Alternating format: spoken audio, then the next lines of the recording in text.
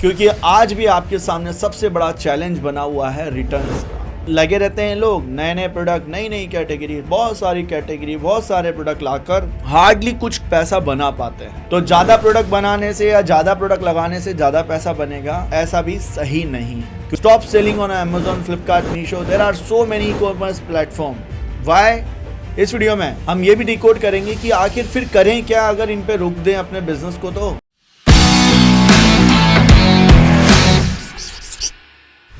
Stop selling on Amazon, Flipkart, Meesho, किसी भी तरह के ई-कॉमर्स प्लेटफॉर्म पर अगर प्रोडक्ट बेचते हो तो आज ही बंद कर दो। इस वीडियो में मैं आपको बताऊंगा उससे ज्यादा ग्रोथ कैसे आप कर सकते हैं, क्योंकि यह मार्केट आपको बहुत कुछ दे रही है पर आप उससे ज्यादा लेना चाहते हैं तो आपको अपनी जो ऑल प्रोसेसेस हैं उससे आगे सोचना होगा।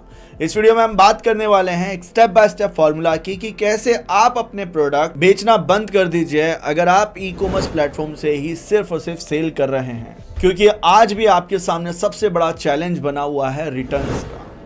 प्रोडक्ट रिटर्न बहुत आता है साहब। मेरा प्रोडक्ट रिटर्न आता है तो कस्टमर तक मेरे प्रोडक्ट जब पहुंचते हैं तो कुछ कस्टमर गलत प्रोडक्ट पैक करके भेज देते हैं। तो मैंने ये ई-कॉमर्स बिजनेस छोड़ दिया। एक क्वेश्चन मेरे सामने ऐसा आया। सेकंड, लगे रहते हैं लोग नए नए प्रोडक्ट, नई नई कैटेगरी, बहुत सारी कैटेगरी, बहुत सारे प्रोडक्ट लाकर हार्डली कुछ पैसा बना पाते हैं। तो ज्यादा प्रोडक्ट बनाने से या ज्यादा प्रोडक्ट लगाने से ज्यादा पैसा बनेगा, ऐसा भी सही नहीं है। क्योंकि इसका थ्योरी गलत कब हो जाती है, जब आप खुद का जब तक अपना ब्रांड बिल्ड नहीं करते हो तो चाहे हजारों प्रोडक्ट लगा दो, आपका इतना बिजनेस नहीं बनेगा। क्योंकि फिर उस प्रोडक्ट को सोर्स करना पड़ेगा, उसको लिस्ट करना पड़ेगा, उसका मैनेजमेंट करना पड़ेगा। तो दिस इज टू मच। आपकी कोई निश बिल्ड ही नहीं हो पाती है। थर्ड कारण, stop selling on Amazon, Flipkart, Meesho, there are so many e-commerce platform. Why?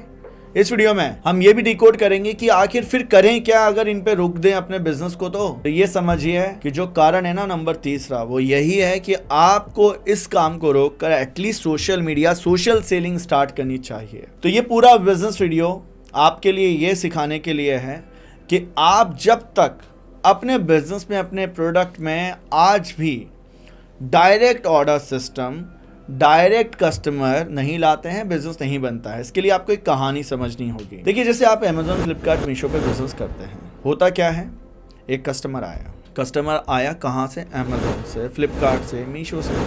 लग बाय चांस आपके पास में ऑर्डर आ गया या आपका प्रोडक्ट ऊपर लिस्टेड था, चलो ऑर्डर आया। अभी कस्टमर किस प्लेटफॉर्म का, जरा सोचिए। क्योंकि आपका ब्रांड बिल्ड नहीं है बट आपको कस्टमर मिला, ऑर्डर मिला, ये कस्टमर Amazon का, Flipkart का। अब और ध्यान से सोचिए, ये जब ये कस्टमर आपके पास में एक लिस्ट के रूप में बिल्ड नहीं हुआ, क्या आप इसे दोबारा बेच सकते हैं? बहुत कम लोग सोच पाते हैं कि अपना कोई कार्ड भेज दिया डायरेक्ट ऑर्डर्स के लिए, कहीं ना कहीं आपने एक ऑफर स्ट्रेटेजी लगा दी, बट 90% केसेस में ये लिस्ट बिल्ड नहीं कर पाते हैं।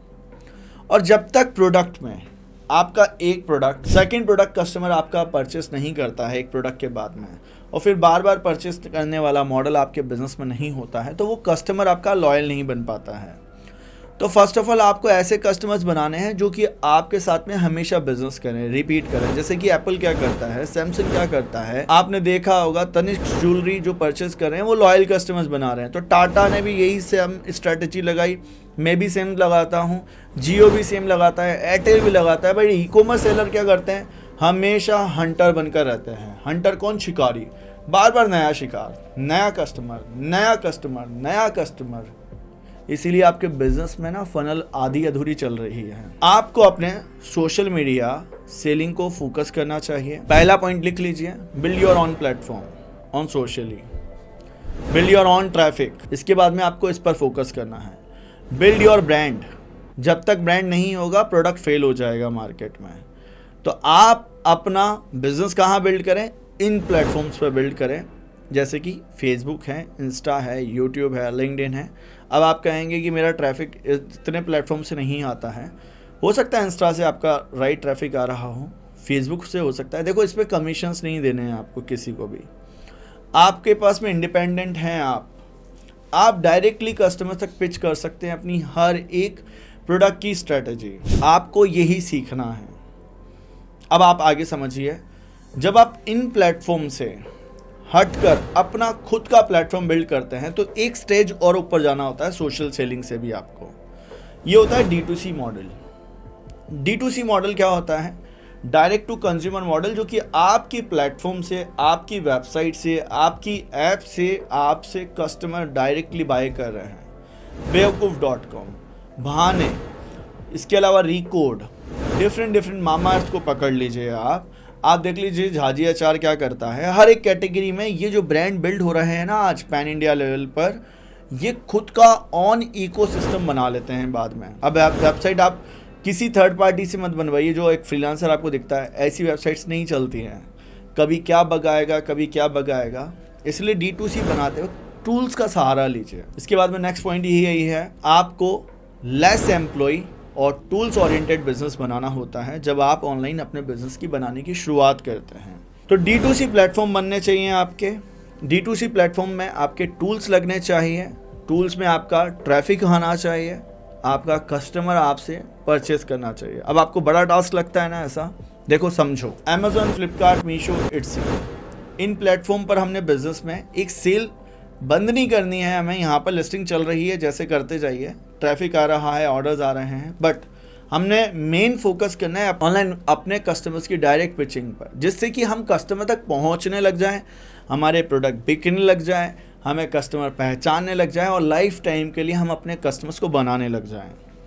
इसमें एक और बड़ी गेम मैं आपको समझा देता हूं ताकि आप क्लियर हो जाएं Amazon, फ्लिपकार्ट, मीशो से बड़ा बिजनेस क्यों नहीं बन पाता है। सोचिए, आप अपने बिजनेस में आज तक वो लोग पैदा नहीं कर पाए हैं जो कि आपका एक ऐसा नेटवर्क हो जहां आप ऐसी कम्युनिटी बिल्ड करें जहां आपके प्रोडक्ट को और लोग बेचें। अगर बल बोनू हुआ है ना तो कमेंट बॉक्स में जाकर ज़रूर बताना मुझे।